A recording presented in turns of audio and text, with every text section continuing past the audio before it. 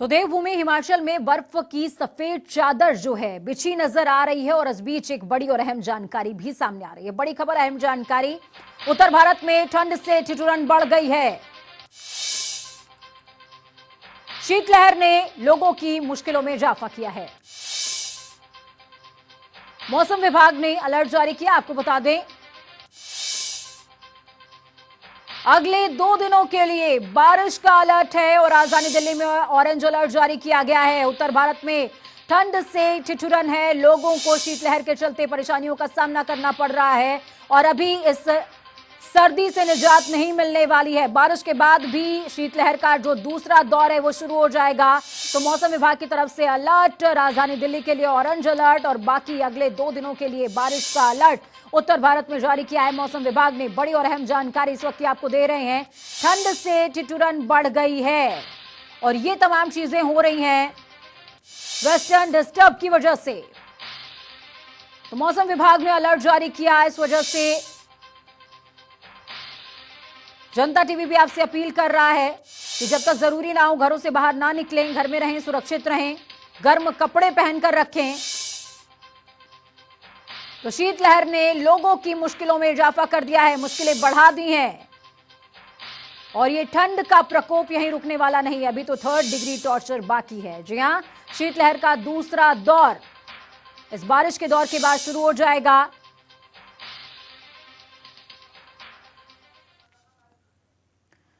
तो विकास, हमारे संवाददाता जुड़े हैं शिमला से। विकास, क्या कुछ अपडेट है आपके पास?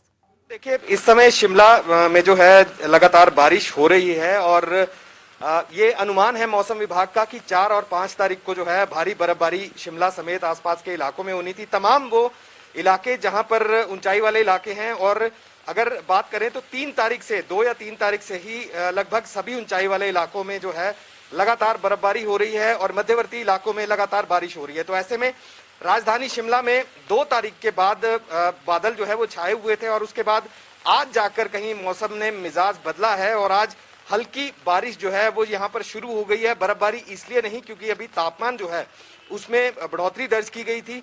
5 डिग्री और 6 डिग्री के आसपास जो है शिमला का न्यूनतम तापमान जो है यहाँ पर पहुंच गया था। और आज की तस्वीरें आपको दिखाना चाहूंगा। ये शिमला का संजौली इलाका है और संजौली इलाके में जिस तरह से बादल छाए हुए हैं, कहीं ना कहीं ये चीज आप तस्वीरों में देख सकते हैं कि मौसम कितना खुशनुमा जो है वो हो चुका है। ऐसे में काले बादल जो हैं वो पूरी तरह से छाए हैं। धुंध की आगोश में जो है राजधानी शिमला के कई ऐसे इलाके हैं जहां पर धुंध जो है पूरी तरह से छाई हुई है और इसके साथ ही तापमान जो है उसमें भी गिरावट जो है वो दर्ज की गई है। आज सुबह से ही हल्की बारिश यहाँ पर हो रही है जिसके बाद तापमान जो है यहाँ पर गिरा है। पूजा, ठीक है। विकास, हम आपसे ये जानना चाहेंगे, मौसम विभाग ने और महकमे की तरफ से किसी तरह का कोई अलर्ट है क्या? क्योंकि जब बारिश होती है, बर्फबारी होती है तो गाड़ियों के स्किड होने का जो हादसे हैं वो लगातार बढ़ जाते हैं। तो उसको लेकर के क्या किसी तरीके का अलर्ट है? बिल्कुल, देखिए, सबसे पहले बात करूंगा मौसम विभाग की। मौसम विभाग ने पहले ही अलर्ट ये जारी किया था। हालांकि येलो अलर्ट जो है वो जारी किया गया था, लेकिन पिछले कल ही मौसम विभाग ने ये अनुमान लगाया है कि जो ऊंचाई वाले इलाके हैं वहां पे भारी से बहुत भारी बारिश जो है, बर्फबारी जो है वहां पर हो सकती है।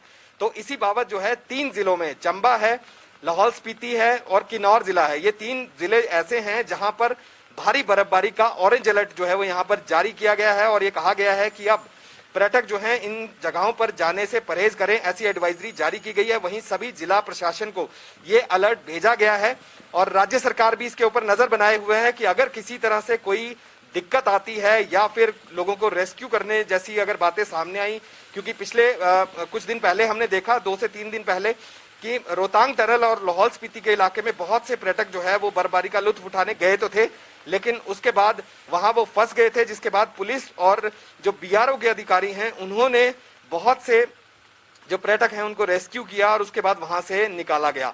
कुल मिलाकर इस तरह की सिचुएशन हिमाचल प्रदेश में दोबारा न बन जाए, इन तमाम चीजों को लेकर राज्य सरकार ने सभी जिला प्रशासन को अलर्ट पर रहने के लिए कहा है। वहीं जो मशीनरी है, जिस तरह से बिजली, पानी और सड़क सुविधा जो है जिसको बहाल किया जाना है भारी बर्फबारी के बाद, उसको भी स्टैंड बाय पे रखा है। जगह जगह बुलडोजर जो है, माफ कीजिए, जेसीबी जो है या फिर स्नो कटर जो है वो लगाए गए हैं और उसके बाद अब सड़कों को खोलने का काम तभी पूरा किया जा सकता है जब बर्फबारी जो है वो यहाँ पर बंद होगी। लिहाजा 6 से 7 तारीख तक मौसम ऐसा ही बना रहने का मौसम विभाग ने अनुमान लगाया है। राजधानी शिमला समेत ऊपरी इलाके जो हैं यहाँ पर बारिश हो रही थी रुक रुक कर, लेकिन अभी हमारे पास जानकारी आई है कि ऐसे बहुत से इलाके हैं, ऊंचाई वाले इलाके, जहां पर बीती रात से ही बर्फबारी जो है उसका दौर जारी है। ठीक है विकास, मैं आपके पास लौटती हूँ। कमलेश बोध हमारे साथ जुड़े हुए हैं, मनाली से कमलेश जुड़े हैं हमारे साथ में। कमलेश, मैं आपसे जानना चाहूंगी मनाली का क्या हाल है, टेम्परेचर कैसा है, पर्यटक कितना आनंद ले पा रहे हैं और बर्फबारी का क्या हाल है वहां पर? जब से ये बर्फबारी शुरू हुई है उसके बाद जो है मनाली में जो है पर्यटकों का जो है आना लगातार जारी है। और जिस तरह से आप मौसम की बात कर रही है, टेम्परेचर की बात करी, तो लगातार -डिग्री में टेम्परेचर जा रहा है। और एक चीज मैं आपको बता दूं कि जिस जिस समय बर्फबारी या बारिश हो रही होती है तो उस समय जो टेम्परेचर थोड़ा ऊपर रहता है, मौसम साफ होने के बाद ज्यादा टेम्परेचर नीचे चला जाता है। फिलहाल हम आज की ताजा तस्वीर आपको दिखाना चाहेंगे। मनाली की पास की पहाड़ियां, माल रोड के सामने की पहाड़ियां हैं, ऊपर की पहाड़ियां हैं ये। यहाँ पे देखिए सुबह से झमाझम बर्फबारी हो रही है पूजा। और साथ ही साथ मैं आपको बता दूं कि जो जितने भी जो सैलानी आ रहे हैं, इस बार जम के सैलानी जो है मनाली आ रहे हैं। पिछले जितने भी सालों के सारे रिकॉर्ड टूट चुके हैं। अगर आप क्रिसमस की बात करें, क्रिसमस में जम के सैलानी आए और न्यू ईयर में भी सैलानी जम के आए। और अभी भी मैं आपको बता दूं मनाली में जो सैलानी जो है 70 से 80% सैलानी जो न्यू ईयर मनाने आए थे अभी तक है। कारण यही है कि ताजा बर्फबारी उन्हें देखने को मिल रही है। हम मनाली के जो है जो मॉल रोड के साथ हैं, यहाँ के जो कुछ पर्यटक व्यवसायियों से जानना चाहेंगे कि आखिर कितना फायदा हो रहा है इन्हें। बताइए जी कि लगातार बर्फबारी हो रही है जिस तरह से, कितना फायदा इस साल हो रहा है आपको टूरिस्ट सीजन में? लॉकडाउन के बाद का जैसे ही सीजन शुरू हुआ तो सभी जितने भी यहाँ पे व्यवसायी हैं उनके चेहरे पे एक चमक आ गई, क्योंकि लॉकडाउन का बहुत बुरे असर देखे थे।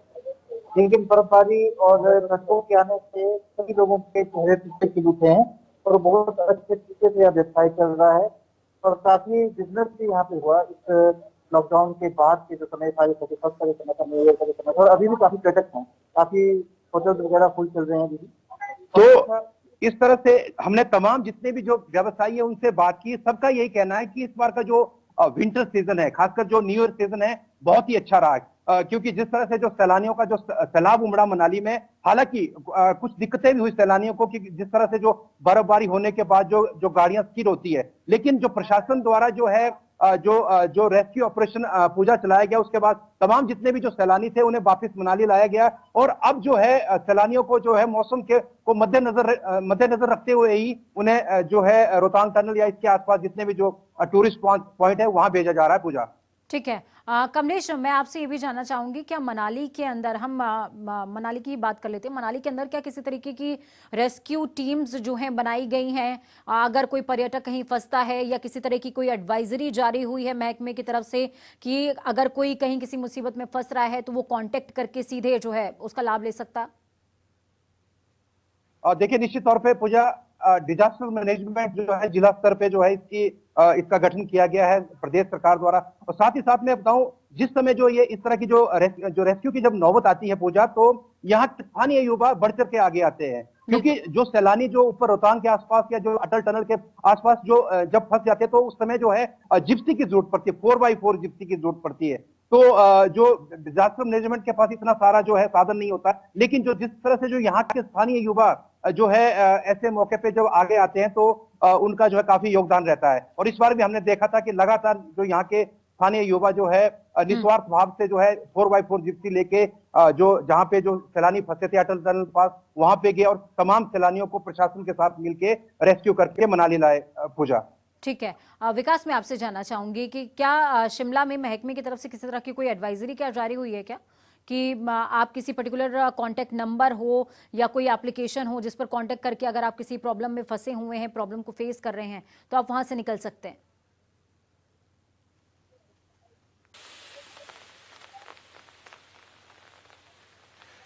बिल्कुल देखिए, वैसे तो हिमाचल प्रदेश में 100 नंबर का इस्तेमाल जो है वो किया जाता था, लेकिन उसके बाद अब 112 नंबर जो है वो जारी किया गया है और ये पुलिस की हेल्पलाइन है। किसी भी व्यक्ति को, कोई भी हिमाचल प्रदेश में जो बाहरी राज्यों से घूमने लोग यहाँ पर आए हैं, किसी भी व्यक्ति को अगर कोई दिक्कत जो है यहाँ पर अगर होती है तो वो सीधा 112 नंबर पे जो है वो सीधा संपर्क कर सकता है, या फिर व्हाट्सएप नंबर जो है वो एक अलग से बहुत पहले ही जारी किया गया है। पिछले साल भी हमने देखा बहुत सी कंप्लेंट्स जो हैं वो इसी बाबत आई कि गाड़ी रुक गई, गाड़ी थम गई, या फिर हम लोग फंसे हुए हैं। और जो कंसर्न जो पुलिस होती है, पुलिस स्टेशन होता है, थाना होता है, वो सबसे पहले वहां पर पहुंचते हैं। और इन सबसे पहले अगर जनजातीय क्षेत्रों में भारी बर्फबारी होती है या फिर किसी तरह से भूस्खलन जैसी चलिए, परिस्थितियां बहुत बहुत बनती हैं, धन्यवाद पूजा, तो विकास और कमलेश, आप दोनों का ही हमारे साथ जुड़ने के लिए, हम जानकारी ग्राउंड जीरो से साझा करने के